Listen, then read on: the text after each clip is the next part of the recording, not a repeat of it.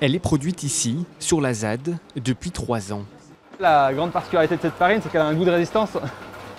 C'est une farine de lutte, quoi. Camille est arrivé à Notre-Dame-des-Landes en 2012, lors de la première opération d'évacuation.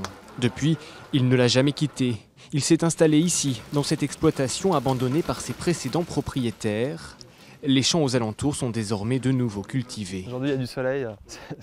L'an dernier, les 5 tonnes de farine fabriquées ont été intégralement consommées par les habitants de la zone.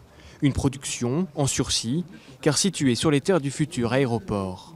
Le futur, c'est sûr qu'on y pense tous les jours, dans tous les projets qu'on fait, c'est les projets où on se projette pour très longtemps. Mais on sait aussi qu'on peut avoir des menaces très rapidement et qu'on est aussi prêt à se mobiliser très rapidement s'il faut résister sur le terrain, si jamais ils ne veulent pas renoncer au projet.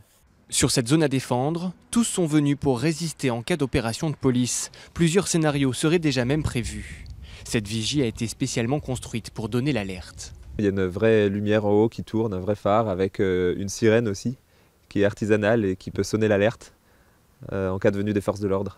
Les 200 habitants sauront alors quand agir, rapidement rejoints par les comités locaux.